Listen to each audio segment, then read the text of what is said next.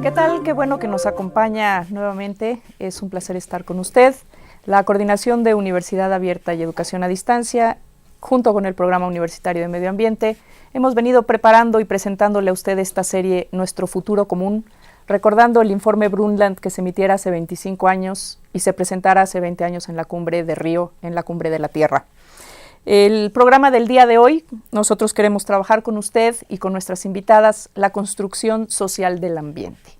Y bueno, para ello, el día de hoy le estamos promocionando, le estamos ofreciendo a aquellas 3 primeras personas que se comuniquen con nosotros el libro México frente al cambio climático. Pero, para que usted se lleve este libro, nos va a tener que responder en qué año se firmó la Carta de la Tierra.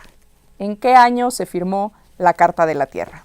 Le comento que no pudimos salir la semana pasada en vivo, en virtud de que se celebraba la Semana Internacional de la Mujer, el 8 de marzo, Día Internacional de la Mujer, y usted tuvo la oportunidad de participar, de ver este gran evento que se organizó, la experiencia intelectual de las mujeres en el siglo XXI, y pues el día de hoy va a tener usted el programa que estamos viendo, que va a ver en este momento, y el programa que realizamos la semana pasada, que se trataba sobre la institucionalidad y el medio ambiente.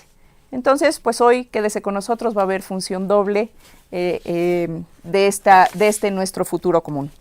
Le recordamos nuestras vías de comunicación, pero antes de, le recordamos nuestras vías de comunicación.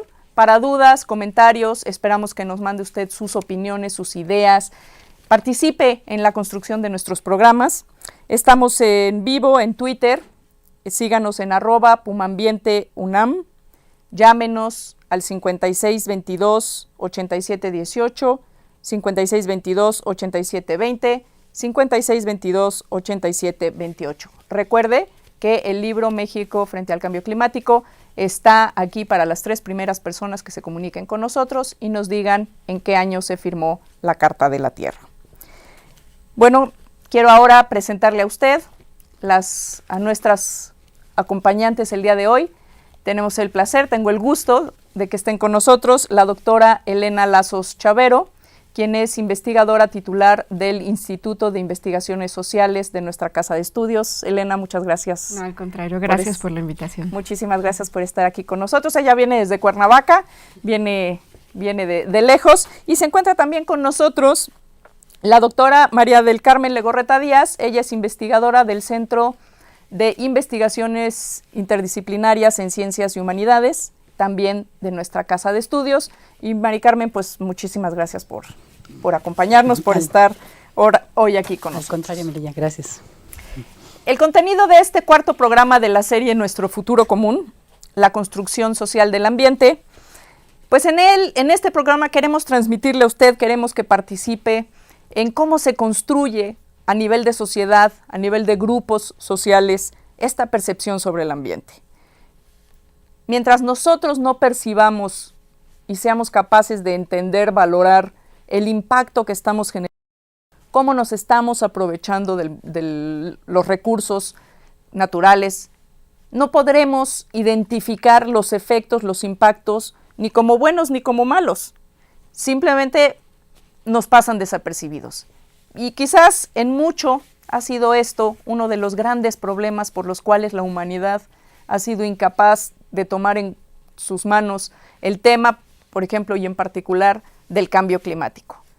No lo vemos, no lo olemos, no lo percibimos de manera directa, porque es un evento a nivel global, y bueno, pues no ha habido la reacción que la humanidad debiera tener para contrarrestarlo. En este caso, por ejemplo, yo podría como caso paradigmático y positivo el tema del agujero en la capa de ozono.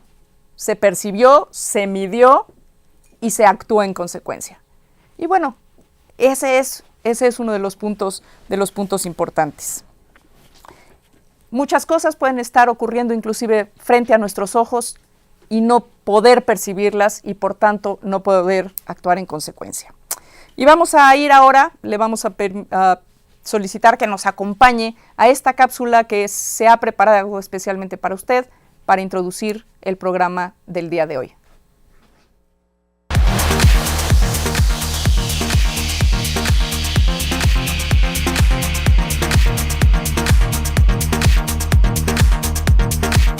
El concepto de naturaleza es diferente para cada cultura y cambia a través del tiempo.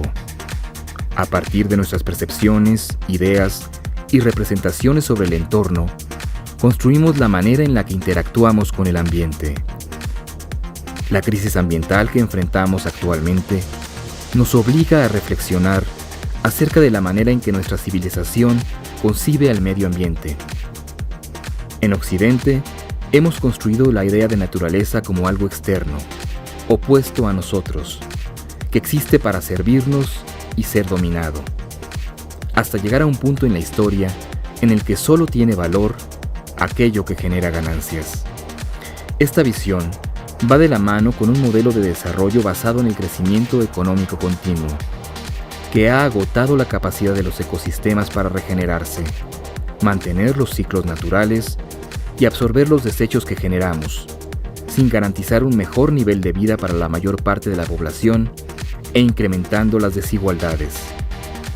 La construcción social de la naturaleza, como la percibimos y valoramos, se traduce directamente en nuestra capacidad de respuesta ante los problemas ambientales. Así, un problema ambiental puede tener existencia física, pero si no es socialmente percibido y reconocido como un problema, seguirá siendo socialmente irrelevante, por lo que continuará sin que nada lo detenga.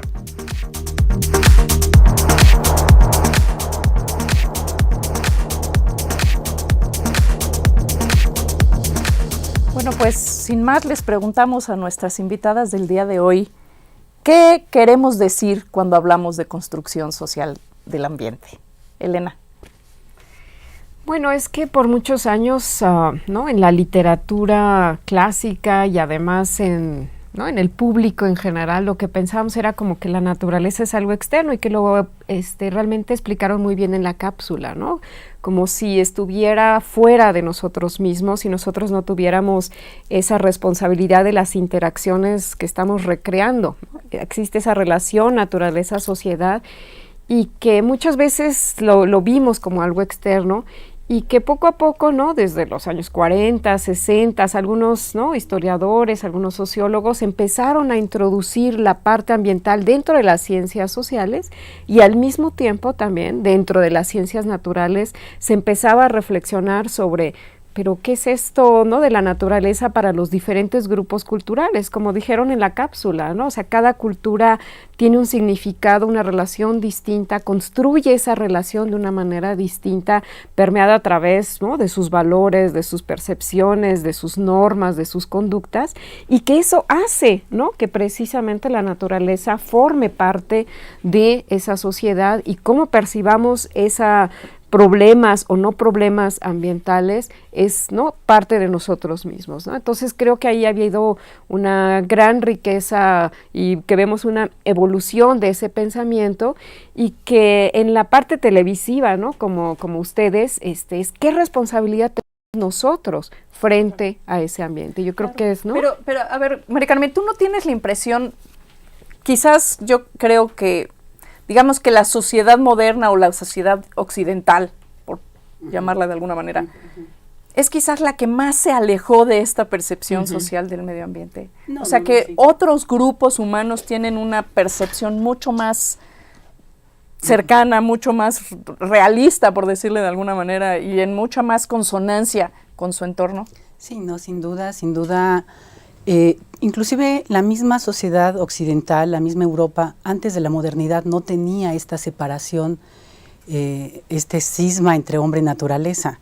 O sea, la mayor parte de las civilizaciones y de las culturas antiguas concebían esta relación intrínseca. Y podemos verlo en todos los grupos étnicos y muchos de ellos haciendo esta manifestación cultural aún hoy día, en el que establecen esta relación de respeto, de comunicación, porque saben y se sienten parte de la naturaleza.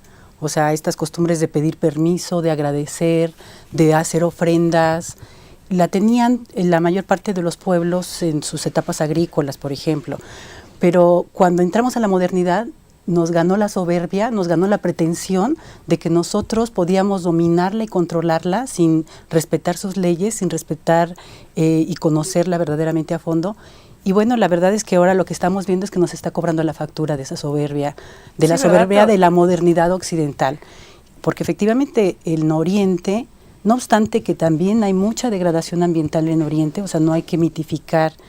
Hay serios problemas en la India, en China, en varios países orientales, pero al menos en términos de concepción no se sienten separados de la naturaleza. Saben que depende de ellos establecer esa armonía, porque si no establecen esa armonía, ellos mismos están en peligro, están involucrados.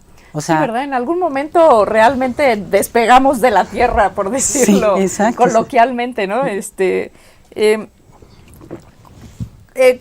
¿Cómo en la parte de las ciencias sociales, qué impacto tuvo empezar a incluir toda esta parte de los ecosistemas en este mundo de la dimensión humana?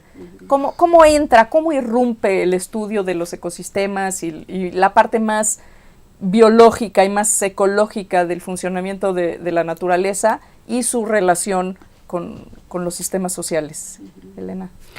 Pues yo creo que, digamos, hay diferencias, ¿no? En la parte de antropología creo yo que por el mismo objeto de estudio, que se acercaba más a las sociedades rurales, ¿no? O a las sociedades indígenas o a las sociedades autóctonas, entonces se veía, ¿no? Cómo es esa relación sociedad-naturaleza, cómo se construye, lo que, ¿no? Carmen estaba diciendo sobre todas las ceremonias, ¿no? A través de la apropiación de la naturaleza, a través del significado cultural. Y entonces ahí más o menos hay algunos antropólogos que desde los años 30, 40 empezaron a hacer estudios excelentes sobre eso, pero que siempre estuvo como al ladito, ¿no? Y yo creo que por parte de los sociólogos se tardaron muchísimo más, porque la sociología tenía como objeto más a la sociedad moderna. Y se pensaba que en la sociedad moderna el componente ambiental no es una categoría importante, ¿no? Las categorías importantes eran clases sociales, movimientos sociales, ¿no? Y lo ambiental, no, eso no forma parte. Además, la sociología misma se quería distinguir, ¿no? De las ciencias naturales en sus metodologías, en sus conceptos teóricos, y por lo tanto, entonces no quería, había que marcar distancia, ¿no? Entonces realmente hubo una separación muy fuerte. Y no sé, como que los primeros estudios de sociología ambiental son hasta los años, ¿no? 50 y tantos, 60, que empieza a haber... ¿Quiénes serían los primeros grandes pioneros de estos estudios? ¿Los franceses? Pues sí, también hay norteamericanos, después alemanes que se metieron, ¿no? a sociología del riesgo, ¿no? Ulrich Beck, que trabajó mucho esta parte, ¿no? De vulnerabilidad, de sociología del riesgo, McNaughton y Urri, ¿no? Que eran Bottle, ¿no? Taylor, no sé, en las cuales empezaban a decir, bueno, hay una partecita que podríamos incluir en la parte, ¿no? Sociológica, y es cierto, hay problemas ambientales que podemos reflexionar sobre de ellos, ¿no? Contaminación química, algunos, contaminación del aire, los otros, que empezaron a decir, Es una cuestión social, es un resultado de esa interacción entre la sociedad, y entonces podemos hacer política, ¿no?, de los problemas ambientales. ¿Y qué impacto tiene esto en el campo de la sociología? O sea, ¿cómo entra? ¿Cómo lo y no solo eso, sino cómo, en términos del acercamiento de la sociología, también para explicar fenómenos que muchas veces los biólogos pues tampoco veían, ¿no? Desde la parte biológica no se entendía. Entonces, ¿cómo irrumpe ahí la sociología? ¿Qué impacto tiene? Hay una irrupción de ambos lados, efectivamente, del problema ambiental hacia la sociología. De repente los sociólogos son como un poco filósofos, los sociólogos tendemos mucho a la cuestión política. Creo que la contribución de la sociología al problema ambiental, una de las contribuciones es en términos de la gobernanza, en términos de los movimientos sociales, en términos de las relaciones de poder, de la ecología política, o sea, el análisis de cómo influye el tema político, el tema de democracia ambiental en esta problemática ambiental y problemática socioambiental. Pero también la problemática ambiental aterriza desde mi punto de vista a la sociología, ¿no? O sea, volteamos, efectivamente, como comentaba Elena, estábamos más interesados en los procesos industriales. La sociología posiblemente también creyó en el paradigma del progreso sin fin. Bueno, eso nos lo comimos todos, ¿no? Sí, entonces, ajá. O casi todos. Y entonces ahorita también está siendo parte de este replanteamiento civilizatorio que implica esta crisis ambiental. Se está renovando, es un enriquecimiento enorme de diálogo y al mismo tiempo de poder aplicar sus instrumentos de manejo de conflictos, de negociación. Y lo que sí te quiero comentar, que quizás es una contribución ante este hecho de incorporar el factor humano en los análisis, también ha contribuido, y somos de repente muy críticos en el diálogo con nuestros colegas de las ciencias naturales, porque decimos una de dos: o lamentamos que existan ahí estos humanos alterando los ambientes, o lo convertimos en una oportunidad. Y hoy sí, mucha de la sociología está diciendo una doble oportunidad de una mejor sociedad, de una sociedad más equilibrada y de un ambiente más equilibrado. Creo que ese es un tema bien interesante, ¿no? Porque en algún momento desde el área de las ciencias naturales, digamos, el problema era que había humanos, personas, alterando los ecosistemas prístinos y vírgenes. Y que, bueno, pues para conservar un área o hacerla protegida, había que o buscar espacios donde no había personas o sacar a las personas de los espacios. Y creo que uno de los grandes aportes y de las grandes irrupciones que hace la parte social dentro, en particular, de los procesos de conservación de las áreas protegidas, es, pues decir, las personas existen, cuentan, pero además se suma con ellas. ¿Cómo se da esta conjunción? ¿Cómo podemos, y además que hacia adelante, cuál es el beneficio que esto nos aporta?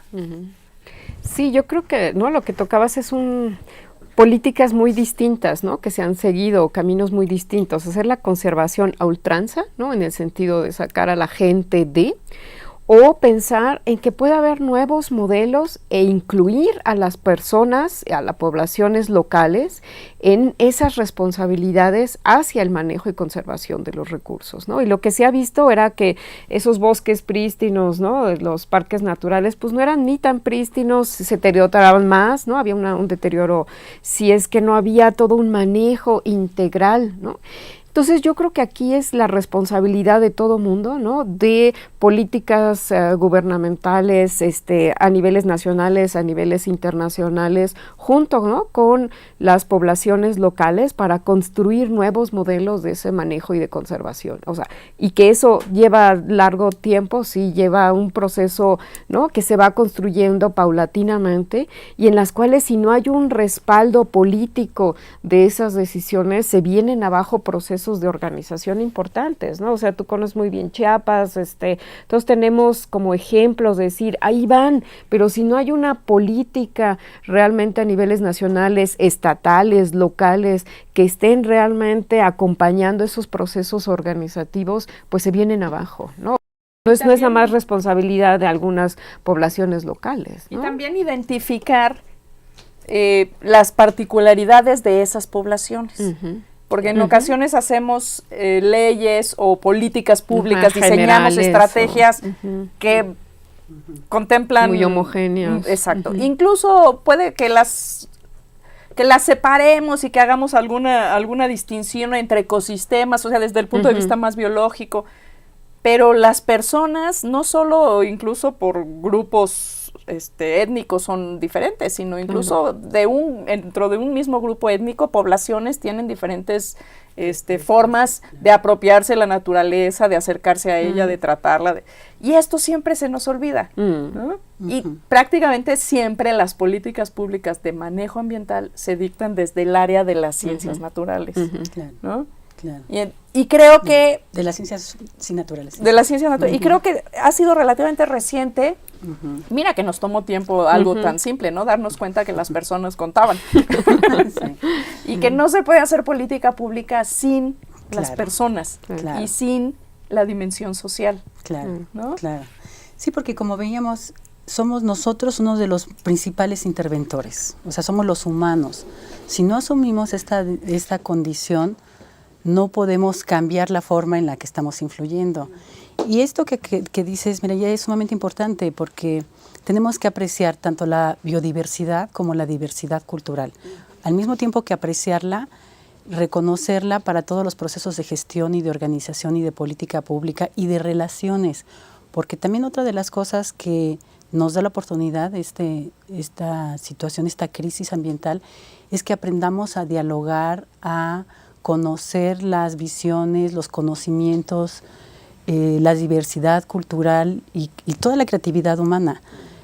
Y de hecho nos empobrece no incluir esta exacto, dimensión, ¿no? Exacto. Entonces es una oportunidad, toda esta diversidad, porque al mismo tiempo que es una diversidad cultural, es una diversidad ambiental. O sea, no nosotros lo concebimos de repente desde la disciplina separados, pero la cultura es ambiente y el ambiente es cultura. O sea, nos formamos en esa diversidad cultural porque no podemos tener las mismas percepciones, los mismos proyectos, etcétera.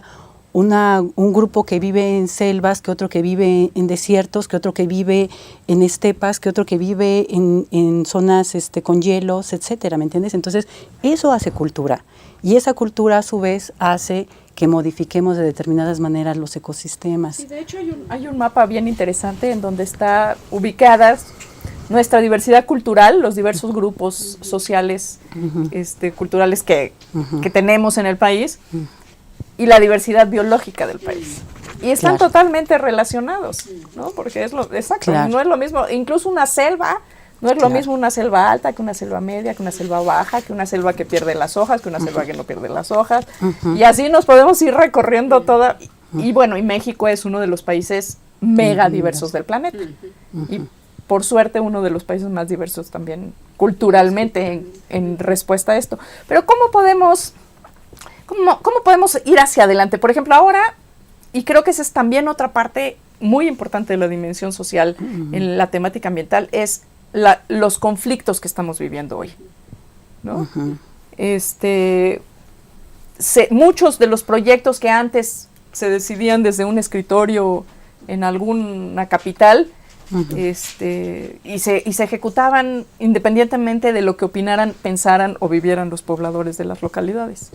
Hablando de grandes desarrollos turísticos, podemos hablar de presas, podemos hablar de minería, podemos hablar de muelles, podemos hablar de un montón de ejemplos. Incluso no solo desarrollos turísticos, sino también desarrollos urbanos. Claro. Y hoy los grupos están reaccionando en defensa de su ambiente. No solo de su territorio, no solo de su espacio, no es solo un tema de riqueza económica, como por ejemplo puede ser el caso de los Wirikuta, ¿no? ¿Cómo le entramos a esa parte? Esa es otra, digamos que la otra cara, ¿no? Que no deja de ser muy importante, es la irrupción de la sociedad en el tema de lo ambiental. Sí, yo creo que a nivel de conflictos lo que estamos viviendo, ¿no? Son procesos de ese resultado de crecimiento económico per se, ¿no? Y en las cuales siento que hay toda una desapropiación o ¿no? despojo de esos territorios a través de la minería, a través, ¿no? de consorcios turísticos, que a veces en nombre, ¿no? de la conservación pueden estarse, ¿no? despojando a las poblaciones locales, y que ahorita hay una reacción, ¿no? de muchos ¿no? lugares, muchas poblaciones en las cuales dicen, es nuestro territorio, son nuestros recursos y tenemos responsabilidad para ellos. Entonces construyamos algo de una manera conjunta, y en la cual sí asusta, ¿no? O sea, la ley de minería, que es totalmente, ¿no? Arriba la minería, no importa si está para uso de conservación o para uso alimenticio, urbano, agrícola, urbano, no importa, ¿no? Sí, de hecho, entonces, en el programa eso es gravísimo. de institucionalidad, lo vimos con Azuela y con Rodrigo Gutiérrez, vimos el tema de la minería, ¿no? Como el uso de suelo para la minería tiene prioridad por encima de todos los otros usos. Sí, y eso es gravísimo, ¿no? Además, ni siquiera estamos explotándolo los y las mexicanas, ¿no? Claro, claro. Sí, se hacen concesiones. Pero ahí lo que es interesante es la respuesta social. Yo no sé si es que antes no nos la enseñaban y no la veíamos, pero ahora es fuerte y es de frente, ¿no? Sí, yo creo que se está visibilizando, pero siempre ha existido, porque no nada más, o sea, es una contradicción entre las ampliaciones urbanas, entre las ampliaciones industriales, conflictos entre inmobiliarias con pueblos, periféricos a las ciudades, por ejemplo. Eso es el tema de la creación de energía eléctrica, siempre ha traído conflictos sociales, o sea, de toda la vida. Entonces, y ahora nuevos con la energía eólica, con la energía... Bueno, claro, vamos a ir a una pausa y regresamos con usted. No se nos vaya.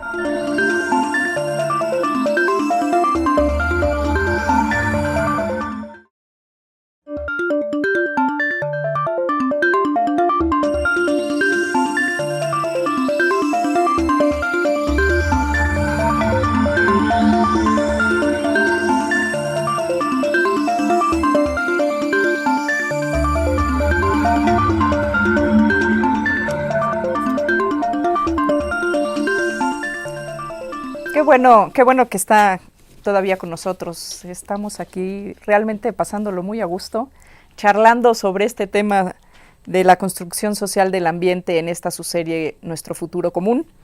Le recordamos nuestras vías de comunicación: 5622-8718, 20 o 21, Puma Ambiente UNAM en Twitter, y nuestro correo infopuma@cid.unam.mx. Les recuerdo que tenemos un libro que está a la disposición de las 3 primeras personas que se comuniquen con nosotros y nos digan en qué año se firmó la Carta de la Tierra. El libro es México frente al reto del cambio climático. Tengo aquí una persona que ya se llevó uno de nuestros libros, o sea que quedan 2, y una pregunta que me va a costar un poquito leerla porque no traigo mis lentes, pero lo voy a intentar. Y dice, ¿cuál es su opinión acerca de la propuesta de la defensa de la madre tierra del presidente Evo Morales para promover la conciencia de la gente? Nos encanta su pregunta, vamos a abordar. Entramos con esta pregunta, Elena. Bueno, yo creo que en un principio es muy importante, ¿no?, que un presidente, ¿no?, reconozca que hay formas distintas de apropiación de la naturaleza, que se debe de haber un alto, ¿no?, y una reflexión sobre este crecimiento desenfrenado y que ha provocado el gran deterioro ambiental, y decir, reconozcamos que hay y hubo formas distintas de esa relación. Yo creo que a niveles presidenciales es muy importante una declaración así. Sin embargo, también el gobierno de Evo Morales, hay, ¿no?, leyes en las cuales no hay un respeto de esa declaración, ¿no? Hay también problemas con las mineras, hay problemas con acceso al agua, con las gaseras de Bolivia, etcétera. Entonces, hagamos, ¿no?, como una evaluación mucho más balanceada para poder realmente entender que no sea nada más un punto declarativo lanzado, ¿no? Sino hay que decirle, hey, lo declaramos, ahora no hay que trabajar sobre esas vías y en las cuales ha habido un movimiento, pero que viene también de la base, ¿no? De muchos grupos, ¿no? Indígenas de Bolivia, de Ecuador, y en las cuales traen una reivindicación fuerte por la Pachamama, por la protección de la Pachamama y del bienestar colectivo, ¿no? Del buen vivir, ¿no? Y en ese sentido nos dan, ¿no? luces de donde hay alternativas para poder reflexionar sobre esos procesos en el mismo México, ¿no? Pero es bien interesante porque es una visión, es lo que comentábamos hace unos minutos, ¿no? Voltear la mirada a otras visiones del mundo, sí, ¿no? Sí. No es la visión occidental, no es la tecnología la que nos va a salvar, no es solo que si creamos un problema con una tecnología, inventemos otra tecnología para resolverlo, y esta lógica que te lleva al infinito envuelto en estos problemas que incluso se nos ha olvidado que muchas de estas tecnologías en su momento se consideraban salvadoras de otro problema. Sí, sí. Y que nos han ido llevando a problemas, como el caso de los clorofluorocarbonos, que se consideraba un invento perfecto porque era inerte, no generaba contaminación, no era tóxico, claro, a este nivel de la atmósfera. Claro. A otros niveles de la atmósfera resultó que era tremendamente dañino para toda la vida en el planeta, ¿no? Entonces, la apuesta solo a la tecnología, no digo que no apostemos a la tecnología, pero seguir en esta lógica de que la tecnología nos va a seguir resolviendo los problemas. Creo que eso es lo que es muy interesante de la propuesta de Evo y de estos grupos, ¿no? Decir, momento, hay otras opciones, hay otras alternativas, además, no es que una tenga que ser excluyente de la otra. Sí, y a nivel, digamos, político, de un respaldo a la soberanía alimentaria, eso sí es impresionantemente importante, ¿no? Lo que han logrado los bolivianos con respecto a lo que nosotros no hemos logrado. Bueno, lo estamos viviendo. Claro, y que además nos ponen en los temas también de las prioridades, ¿no? Este llamado de los grupos indígenas, de los pueblos indígenas, y también quiero relacionarlo con el tema del conflicto, nos mete en cuáles son las prioridades de las agendas ambientales, ¿no? O sea, bueno, tenemos que aprender, y creo que esa es una de las contribuciones de las ciencias sociales al problema ambiental, a ver el conflicto como natural. Esta diversidad de percepciones, de intereses, o sea, el ambiente es recurso, el ambiente es identidad, el ambiente es historia, y por eso hay toda esta diversidad de interpretaciones, es normal. Lo que tenemos que aprender es a manejar el conflicto, no a temerle, no a lamentar que existe esta diversidad y por lo tanto este conflicto. Tenemos que asumirlo de una manera creativa, constructiva, inclusiva. Podemos ser autoafirmativos sin ser discriminativos, y yo creo que eso es parte de lo que este reto nos está llevando, también a un reaprendizaje de nuestras propias relaciones y que pasan y no a querer imponer siempre una sola visión del mundo o de la resolución de las cosas, que es lo que hace que los conflictos estallen. Sí, que sean estériles o inclusive destructivos cuando podrían ser constructivos, ¿no? Esta idea del conflicto constructivo me gusta. Claro. ¿No? Sí, es fundamental. Porque pero nos han enseñado a tenerle miedo al conflicto, ¿no? A lamentar que exista, a tratar de evadirlo. Oportunidades de transformaciones, ¿no? Sociales, ambientales importantes, ¿no? Claro. Ahora, lo que sí hay que ver es que hay una estructura de poder detrás, ¿no? Claro. Y en las cuales, como se realmente destapan los conflictos, ahí vemos las grandes desigualdades sociales en el acceso de esos recursos, ¿no? Entonces eso no es una simple negociación, ¿no? Que hay una solución de un conflicto, sino que hay intereses económicos muy fuertes, ¿no? Veámoslo en los términos alimenticios, ¿no? ¿Quién toma esas decisiones? ¿Por qué las transnacionales están, ¿no? metidas en la introducción de una gran cantidad de productos? Y, ¿no? La otra parte, soberanía alimentaria, construcción y demandas de los pueblos indígenas o de los pueblos mestizos, campesinos, que traen otras alternativas, ¿no? Entonces ahí son estructuras de poder como difíciles, ¿no? De analizar y de... ha habido generalmente una que se impone sobre las otras y es donde el conflicto no tienes resolución, porque no hay espacios de diálogo, no hay espacios de negociación y de construcción de salidas más equilibradas, ¿no? Siempre es el avasalle de una de las partes. Sí, en ese sentido, no podemos equilibrar nuestra relación con la naturaleza si no equilibramos nuestra relación en la sociedad. O sea, es muy difícil, sociedades muy asimétricas, muy desiguales, van a generar problemas ambientales muy serios.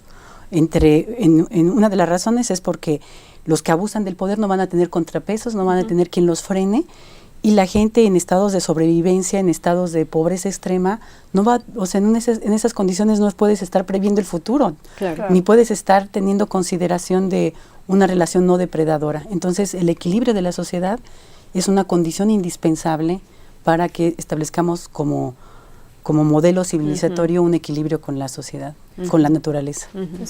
Exacto, muy bien. Me encanta esa cómo lo presentaste. Y esto nos lleva al tema de crisis civilizatoria, crisis ambiental, ¿no?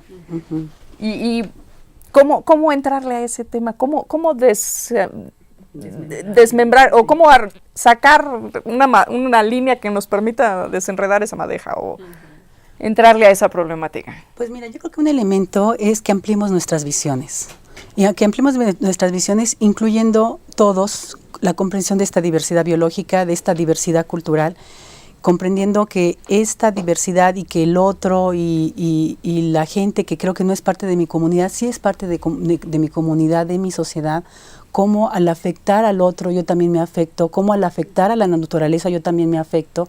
O sea, necesitamos en este cambio civilizatorio una visión incluyente y una visión amplia, una visión de cómo sí estoy involucrada, respetuosa, una visión de largo plazo, una visión de prevención, una visión de planeación y de ver el futuro y de una vez que lo veamos, preverlo y planearlo, cómo queremos construir ese futuro. No podemos estar en esta idea de la ganancia en el corto plazo y después quién sabe qué pase. Claro, tenemos que eso es un poco lo que nos está pasando con el tema de la crisis alimentaria que tocabas tú, ¿no? Que es un tema que pega en lo social, pero pega fuertísimamente en lo natural, en lo ambiental, ¿no? Toda esta migración hacia los sistemas de monocultivo, de grandes extensiones, de riego en zonas donde ni siquiera hay agua, que el 70% del recurso agua en el país se destine a riego, es crítico, y que se haya dejado de apoyar las pequeñas parcelas o las milpas como sistemas alternativos de manutención de los grupos poblacionales más pequeños, que no necesariamente eran las grandes producciones para el mercado. O para el mercado de las ciudades, a lo mejor era para el mercado local, para las familias, etcétera. Y bueno, hoy estamos al borde de una crisis alimentaria en nuestro país. Y de hambrunas, ¿no? Y eso lo estamos creando nosotros mismos desde las políticas, pero también desde los consumidores, ¿no? O sea, como consumidores tenemos responsabilidades y ahí yo creo que, ¿no? Nuestro público que se sienta responsable también de este proceso, ¿no? O sea, yo creo que ahí lo que tú tocabas de inclusión, a veces decimos, pues que se resuelva políticamente o que se resuelva por allá afuera. Que alguien lo resuelva. Que alguien lo resuelva, ¿no? Yo creo que todos tenemos en ese proceso una responsabilidad social de reconvertir esa crisis civilizatoria en modelos alternativos productivos, ¿no? Y que cada quien podemos cooperar desde, ¿no? Como consumidores tenemos grandes responsabilidades, qué consumimos a niveles alimenticios, qué consumimos a niveles de ropa, qué consumimos, ¿no? Hace ratito que leíamos lo de Gandhi, ¿no? Y cuando revisamos, ¿no? Todos los modelos de alternativos de la quema de la ropa, ¿no? Industrializada, nosotros somos grandes productores de algodón. Bueno, ¿no? Reflexionemos sobre también lo que nosotros hicimos en México, ¿no? Claro, como país y como personas, ¿no? Exactamente. Sí. Ahora, sí, perdón. No, y estaba pensando, por ejemplo, este empoderamiento que necesitamos para hacer equilibrios, para que no haya los abusos de los grupos dominantes, de los grandes empresarios que pasan por encima de, no nada más de derechos, sino de las consecuencias ambientales que pueda tener para la gran mayoría. Somos esa gran mayoría la que tenemos que empoderarnos y es esa corresponsabilidad en todo, en la gestión, en la decisión, en el uso de los recursos. Y en los beneficios. Ajá, ¿no? En la gestión, en la organización. Entonces, es en ese sentido también una oportunidad muy bella de crear ciudadanía ambiental, de crear estados que se democraticen, porque tienen que dialogar. Podemos convertirlo, esta gran crisis civilizatoria, en una gran oportunidad. Ahí yo coincido totalmente y haría ¿cómo debería ser o cómo debería ocurrir o cómo se podría incentivar esta participación social en la conservación de los recursos? Yo creo que hay miles de alternativas, ¿no? O sea, nichos, yo creo que tenemos ejemplos que han sido exitosos, ¿no? Pero que quedan más a niveles locales. Ahora, ¿cómo brincar de esos niveles locales a niveles más regionales, a niveles estatales? Tlaxcala, por ejemplo, ¿no? Logra la ley de no a los transgénicos, ¿no?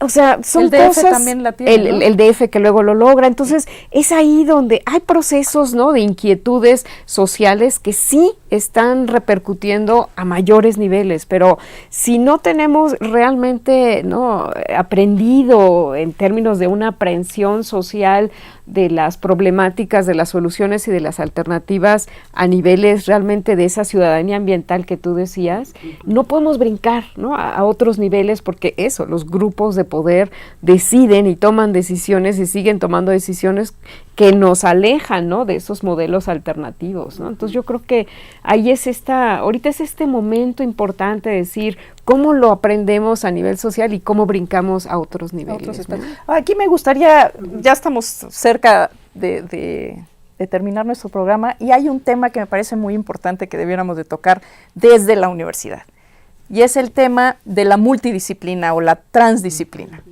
Cómo la parte de lo social y de lo natural se imbrincan y cuál es la responsabilidad ahí desde la academia para construir estos escenarios socioambientales que nos lleven hacia un paradigma diferente. Bueno, me encanta ese tema porque estoy convencida de que tenemos también aquí mismo en la propia UNAM y en todas las universidades que intensificar el diálogo entre ciencias naturales y ciencias sociales. O sea, todavía nos falta. Tenemos que enfrentar desde cómo concebimos a la propia ciencia, desde cómo cada una de las grandes áreas del conocimiento, las naturales y las sociales, lo concebimos y cómo, o sea, este diálogo, este respeto, esta apertura también la tenemos que tener entre científicos, todavía nos falta. Y tiene dimensiones, todo tipo de dimensiones. Quiero ligarlo, por ejemplo, con este tema de la construcción de ciudadanía. Por ejemplo, una de las dimensiones que tenemos que dialogar, no nada más entre científicos naturales y científicos sociales, sino entre los propios científicos sociales, por ejemplo, entre nosotros. La dimensión, por ejemplo, psicosocial. Yo estoy ahorita reconociendo el problema del miedo en la construcción de ciudadanía, del miedo del dominante y del miedo del subalterno. Por ejemplo, tenemos municipales de desarrollo sustentable por ley en todos los municipios del país.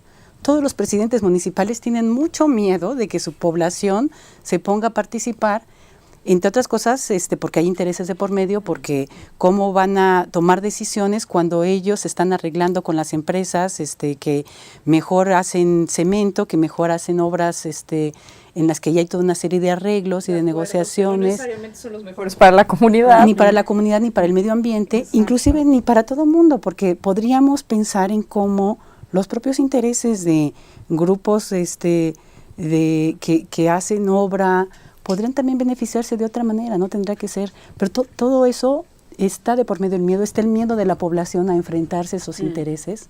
O sea, si no franqueamos esos miedos, si no vemos las estrategias de ir teniendo el poder para enfrentarnos a esos intereses, o sea, sí nos sirve ese miedo para tener precaución, o sea, hay riesgos en todos estos conflictos, pero tenemos que resolverlos estratégicamente y no en el repliegue. Entonces, desde la universidad podemos, la construcción que hacemos de cómo se resuelve ha sido decisiva la universidad en esta construcción, en las políticas públicas. Si nosotros hacemos más interdisciplina aquí, estoy convencida de que haremos políticas públicas más interdisciplinarias y prácticas sociales más inclusivas y más interdisciplinarias. De acuerdísimo, y yo creo que la universidad lo intenta, lo está haciendo. De hecho, hay muchos espacios, hay el propio Centro de Investigaciones Interdisciplinarias en Ciencias y Humanidades, hay muchos espacios en los que se trabaja ciencias, humanidades, ya cada vez en un claro entendimiento de que solos es muy importante, cada quien sus áreas de expertise, pero que también hay demandas de la vida moderna que nos están exigiendo una visión diferente para poder generar respuestas diferentes. Ahora le invitamos a que nos acompañe a ver nuestra segunda cápsula del día de hoy, que tiene que ver con la carta del jefe Seattle al presidente de los Estados Unidos. Acompáñanos.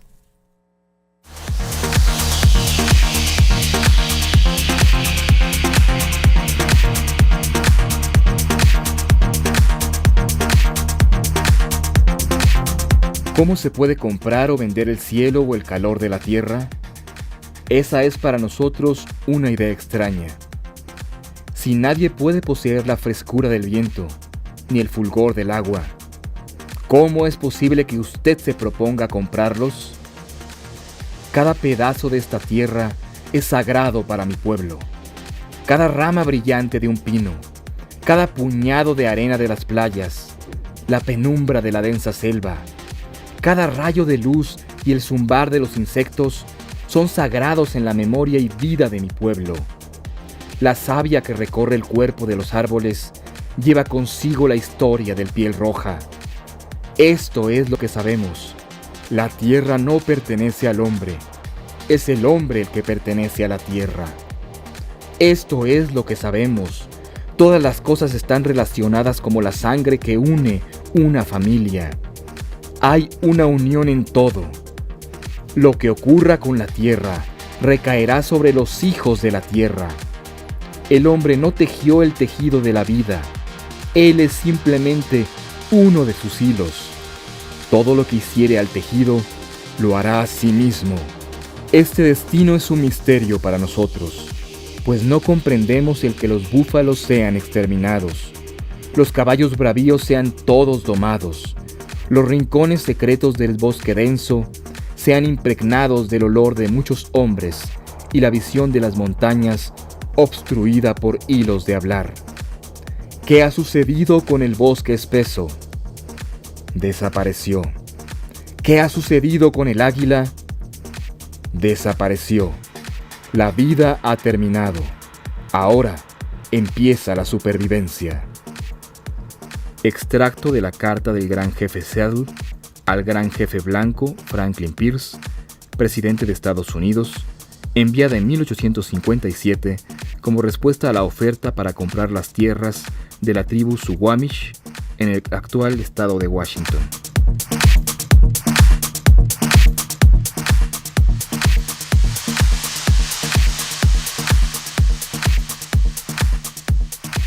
Bueno, hace siglo y medio que se escribió esta carta, más de 150 años. Y qué fuerza, qué actualidad. Podría haberla escrito ayer y sería perfectamente actualizada. A lo mejor tendría que poner un poco más de especies extintas en la lista. Pero realmente el mensaje es muy claro. Es esto con lo que iniciábamos el programa, de que las personas somos una especie más en el planeta. Somos una hebra del tejido de la vida. ¿Y en qué momento perdimos el piso y nos pusimos hasta arriba de todos, creyendo que íbamos a poder controlar, dominar, manejar, restaurar? Y bueno, a la fecha las especies extintas pues no se recuperan. Hay ecosistemas que podemos restaurar, pero no necesariamente vamos a poder volver a la condición original de esos espacios. Y yo creo que no es, como decíamos al principio, un asunto exclusivamente de tecnología. Y no podemos seguir avanzando en este camino con esta idea. Pero ¿cómo podemos hacer realmente? Veíamos al final, antes de irnos a la cápsula, la parte esta de la interdisciplina o la multidisciplina, que incluso nos cuesta. ¿no? E incluso se habla ya de interdisciplina. Bueno, tengo una colega de la universidad que dice que hacemos muchidisciplina, pero que nos cuesta mucho esto realmente ya de no solo sumar disciplinas, sino de relacionarlas de verdad. Claro. Y eso también tiene que ver en la forma en cómo estudiamos, cómo aprendemos. Y bueno, y cada disciplina, cada ciencia tiene un bagaje teórico, metodológico, pero también es que nosotros hemos definido cuáles son los límites de cada ciencia, de cada disciplina. Y hay momentos en los que pues ya resultan estrechos esos límites, sobre todo para explicarnos esta parte socioambiental, Claro, ¿no? claro. En donde lo natural no puede ir por un carril y lo social puede ir por otro carril. No. ¿Hacia dónde tenemos que ir? ¿Hacia dónde nos tenemos que mover como sociedad, pero también como universidad, para poder educarnos y educar a los jóvenes en una visión distinta, en una forma diferente de entender los procesos naturales? Elena. Sí, yo creo que ha habido un cambio, ¿no? A nivel de la UNAM, y ya no solamente, como tú decías, de la multidisciplina, ¿no?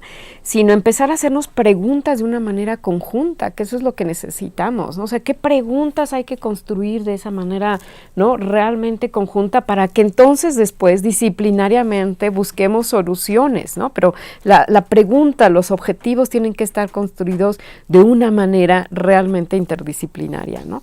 Y yo creo que ha habido, ¿no? Y están habiendo estos procesos de maestrías, de doctorados, de sustentabilidad, de estudios socioambientales, que son, ¿no? La muestra de que hay un interés tanto por parte de las ciencias sociales como por parte de las ciencias naturales de poder construir procesos ya de una manera conjunta, ¿no? Y que los alumnos, ¿no? tengan esa posibilidad de amarrar ya procesos desde, ¿no? Exactamente, y de hacer las preguntas nuevas, ¿no? Esas nuevas preguntas que se tienen que construir de manera conjunta, ¿no? Entonces, ahí yo creo que hay avances a niveles de las sociedades, de sus alternativas, y yo creo que aquí, ¿no? Yo creo que hay una reflexión para nuestros televidentes, decir, ¿y yo qué? ¿No? ¿Y nosotros qué? Desde nuestras trincheras, ¿qué podemos estar contribuyendo para poder armar alternativas que tengan un reflejo a niveles nacionales, a niveles regionales, de un impacto importante, ¿no?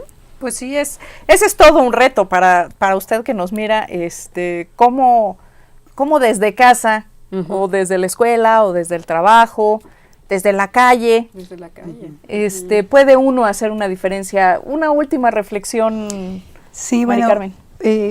Primero que recordemos, todos los científicos, que la realidad no tiene disciplinas. O sea, la realidad es integral. Y en la medida en que está bien que hagamos el análisis, pero también tenemos que regresar a la síntesis y relacionar análisis y síntesis, tenemos que tener este pensamiento complejo. En la medida en que no lo hagamos, vamos a tener efectos contraproducentes en nuestra intervención.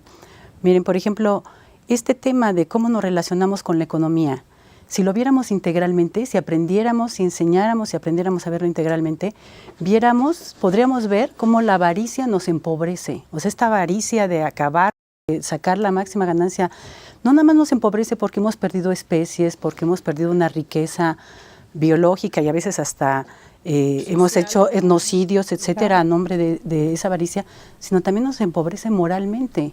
O sea, ¿de qué manera, si nos vemos como seres integrales, en una relación integral con la naturaleza, empezamos a asumir, dice Edgar Morin, uno de los teóricos de la complejidad, empezamos a ser responsables porque vemos las relaciones que tenemos con los otros y con nuestro ambiente? Yo creo que esa perspectiva de esa integralidad nos va a dignificar, no nos va a hacer tener riqueza nada más material, sino nos va a permitir tener verdadera prosperidad humana en toda la dimensión de la palabra. Creo que tenemos que construir las bases de este pensamiento complejo para llegar y para caminar hacia esa prosperidad integral. Pues sí, realmente ese es el punto, ¿no? Sí, ese es el reto, y el reto es visibilizar.